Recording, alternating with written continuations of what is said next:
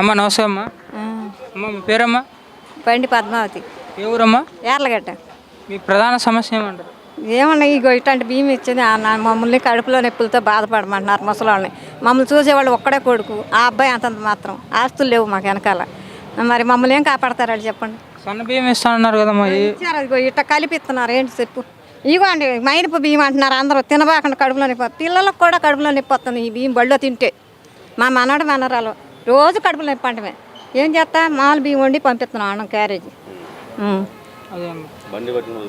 అదే విధంగా చూసుకుంటే ఇప్పుడు వచ్చేసరికి చంద్రబాబు గారి హయాంలో ఇలాంటి బియ్యం ఉందంటారు. కాకపోతే డబ్బులు తీసుకునేవాళ్ళు కేజీ 2 రూపాయలు కన్నా రామారావు హయాంలో ఉండగా 5 రూపాయలు తీసుకున్నారు, తప్పులేదు. మరి ఇలాంటి బియ్యం ఎందుకు వచ్చింది ఇంకా ఇచ్చి మాకు ఇట్లా అన్ని రేట్లు పెరిగిపోయినాయి. నిత్యావసర ధరలు కూడా బాగా పెరిగిపోయినాయి. మేము మా పోటోళ్ళం కొనుక్కోలేము, తినలేము, ఉండలేము. ఇట్లాంటి బియ్యం ఇచ్చి రాగాలు వచ్చేకాడికన్నా ఒకసారి ఏదైనా ఇండక్షన్ చేసి చంపేసి మనం. నమస్తే అన్న. నమస్తే. మీ పేరన్నా? నా పేరు రాంబాబు. ఏం చేస్తుంటారన్న? నేను మామూలుగా బిజినెస్. ఏం లేదన్న, చంద్రబాబు గారి హయాంలో రైతుల పరిస్థితి ఎలా ఉందంటారు? జగన్ గారి హయాంలో వచ్చినాక రైతుల పరిస్థితి ఎలా ఉందంటారు? ప్రధానంగా చంద్రబాబు నాయుడు గారికి జగన్ గారికి పోలి చెప్పాలంటే నక్కకే నాగలోకానికి ఎంత తేడా ఉందో అంత తేడా ఉంది. ఎందుకంటే ఒక విషయం కాదు, ప్రతి విషయంలో కూడా చంద్రబాబు నాయుడు గారు 40 సంవత్సరాల అనుభవం గల ఒక పరిపాలన దక్షుడు. ఈరోజు యావత్ భారతదేశంలోనే ప్రపంచ దేశాల్లో కూడా ఒక ఐడెంటిఫికేషన్, ఒక ముందు చూపు, ఒక ప్రపంచ సీఈఓగా గుర్తింపు పొందిన నాయకుడు చంద్రబాబు గారు. అటువంటి చంద్రబాబు నాయుడు గారు రైతు విషయంలో అన్ని విషయాల్లో కూడా ముందు జాగ్రత్తగా చేశాడు. అట్లా దానిలో భాగంగానే పోలవరం లేట్ అవుతుందని పట్టిసీమని తొందరగా దాన్ని కట్టించి దాని ద్వారా ఆయన ప్రభుత్వంలో ప్రత్యేకించి డెల్టా రైతాంగం వీళ్ళందరూ కూడా పట్టిసీమ రైతు దాని నీళ్ళ ద్వారా రైతులు పంట పండించుకునే పరిస్థితి గత 4 సంవత్సరాల్లో. ఇప్పుడు ఈ 4 సంవత్సరాలు జగన్మోహన్ రెడ్డి వచ్చినాక పట్టిసీమ దాని జోలికి వెళ్ళడు. పోలవరం అంతకుముందు 70% చంద్రబాబు పూర్తి చేస్తే దాని జోలికి వెళ్ళడు. ఎందుకంటే ఆ మిగిలిన 70%, 30% పూర్తి చేయాలంటే చంద్రబాబు పేరు వచ్చిందని ఒక దుర్బుద్ధి. దానికి ఏం చెబుతాడు, అదంతా అవినీతి జరిగింది, దాని మీద అంతా విచారణ చేస్తాం, అదేస్తాం ఇదేస్తాం అన్నాడు. 4.5 సంవత్సరాలు అయింది, ఇంతవరకు ఏం పీకింది లేదు. అసలు ఒకడాను త్వరలో కొడతాడు.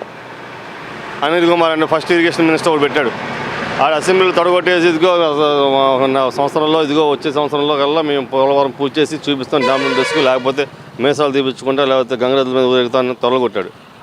ఏమయ్యాడు 2.5 సంవత్సరాల తర్వాత అసలు ఇప్పుడు అసలు అనిల్ కుమార్ అడ్రస్ ఎక్కడ కూడా తెలియదు ప్రస్తుతానికి. తర్వాత వచ్చాడు అంబటి రాంబాబు. అసలు అతను పట్టేసేమో పోలవరం గురించి మాట్లాడమంటే అది మాట్లాడు, కానీ ఎంతసేపు లోకేష్ గురించి, లేకపోతే చంద్రబాబు గురించి, లేకపోతే పవన్ కళ్యాణ్ గురించి. వీళ్ళు మీకు ఒకటి అబ్జర్వ్ చేశారు లేదో, వైసీపీ ప్రభుత్వం ఏదైనా సరే ఒక మినిస్టర్, గత ప్రభుత్వాలు చంద్రబాబు గారి ప్రభుత్వం కాదు, గత ప్రభుత్వాలు ఎప్పుడైనా చూసుకోండి, ఒక మినిస్టర్ ఇచ్చంటే అతని యొక్క ఆలోచన దృక్పథం, అతని ఆలోచన సరళి, అతని యొక్క అవగాహన, ఆ సబ్జెక్టు అతనికి కేటాయించిన ఏ శాఖ అయినా సరే ఎవరైతే కేటాయించారో ఆ శాఖ పూర్తి స్థాయిలో అవగాహన, పూర్తి స్థాయి విషయ పరిజ్ఞానం, అనర్గళంగా ఆ సబ్జెక్ట్ మీద మాట్లాడగల శక్తి, అటువంటి శక్తి సామర్థ్యాలు ఒక క్వాలిఫైడ్ వాళ్ళకి ఒక సంబంధిత శాఖలు ఇచ్చేవాళ్ళు. ఇప్పుడు జగన్మోహన్ రెడ్డి ప్రభుత్వం వచ్చినాక ఒక మినిస్టర్ అవ్వాలంటే ఏం చేయాలి తెలుసా, చంద్రబాబుని వెళ్ళి అమ్మనా బూతులు తిడితే ఆడికి మినిస్టర్ గ్యారంటీ. ఒకడు పార్టీ ఆఫీస్ కాడికి వెళ్ళి దౌర్జన్యం చేసి రాళ్ళు గిరిలు వేస్తే ఆడికి పక్కా మినిస్టర్. నిషేధం చేసిన తర్వాతే నేను మేము ఓట్లు అడగడానికి వస్తానన్నారు. అదే మద్యం తాగి మన రాష్ట్రంలో అనేక మంది చనిపోవడం జరిగింది.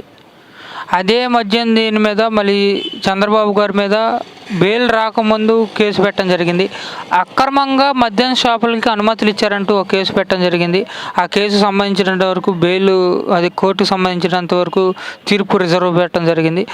దాంట్లో వచ్చేసరికి కొల్లు రవీంద్ర గారి మీద మచిలీపట్నం మాజీ మంత్రివర్యులు పోలిట్ బ్యూరో సభ్యులు కొల్లు రవీంద్ర గారిని A2 కింద, చంద్రబాబు గారు A3 కింద పెట్టడం జరిగింది. దీన్ని అసలు మద్యం విషయం మీద మీరేమంటారు?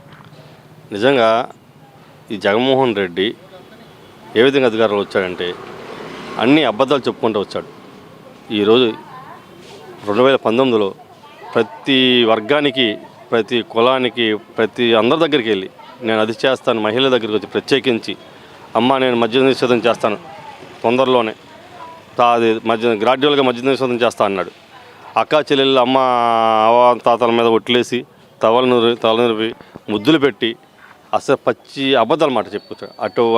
అట్లా దాంట్లో ఈ మద్యపాన నిషేధం కూడా జగన్మోహన్ రెడ్డి గెలుపులో ఒక పాత్ర పోషించింది. అటువంటి మద్య నిషేధం అతను అధికారంలోకి వచ్చినాక కంప్లీట్ రాంగ్ అనమాట. ముందు అచ్చంగా అంతకుముందు అందరి చేతుల్లో ఉండేవి మద్య నిషేధం.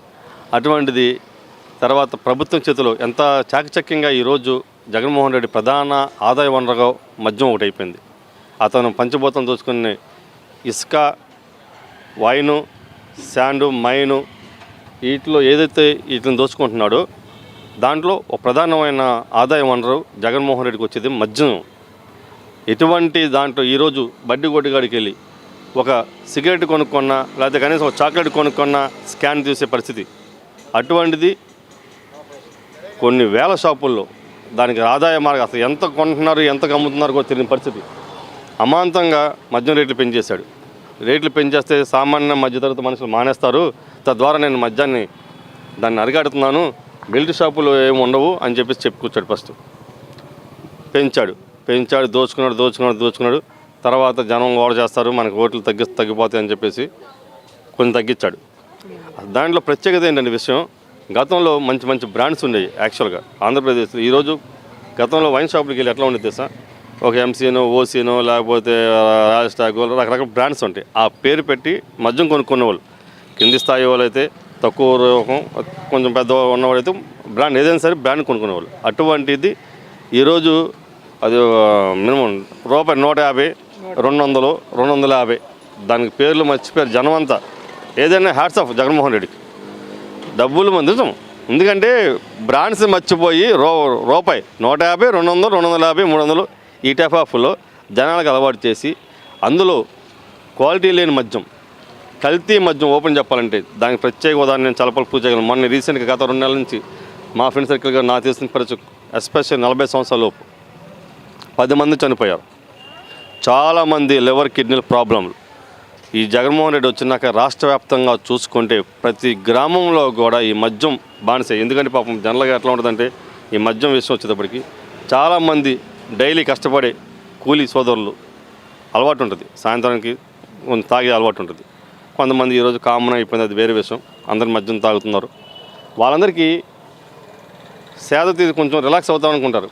కాకపోతే ఈరోజు వాళ్ళందరూ కూడా ఏదైతే వాళ్ళు సంపాదించే డబ్బులు ముందు ఫస్ట్ ప్రయారిటీ 150, 200. దీనికి అంతకుముందు గతంలో 80 రూపాయల నుంచి ఉండేది. తెలుగుదేశం పార్టీ గవర్నమెంట్లో ఉండగా 2019 వరకు కూడా 80 రూపాయలు, 60 రూపాయలు, 100 రూపాయలు మ్యాక్సిమం కింద స్థాయి పదవులు తాగే మద్యం ఉండేది. ఇంకా 120, 110 అట్లా ఉండేది. అటువంటిది ఈరోజు మినిమం 150, 200 పెట్టి ఈరోజు ఒక డైలీ కూలి పని చేసుకునే లేబరు అతనికి 300, 400, గరిష్టంగా 500 రూపాయలు సంపాదిస్తే సగం డబ్బులు ఈ మద్యానికి పెట్టే పరిస్థితి. పోనీ మద్యం తాగి ప్రశాంతం పడుకునే పరిస్థితి ఉందా? అది లేదు. నిజం, మైండ్ చెడిపోతుంది కొంతమందికి, పిచ్చిగా మాట్లాడుతున్నారు. అంటే అంత కల్తీ మద్యం అమ్మి ఈరోజు ప్రజలని అన్యాయంగా అనారోగ్య పాలు చేస్తారు. అతను దాహానికి మద్యాన్ని వాడుకుంటూ అందరిని అడ్డు విడుస్తున్నాడు ఈరోజు జగన్మోహన్ రెడ్డి.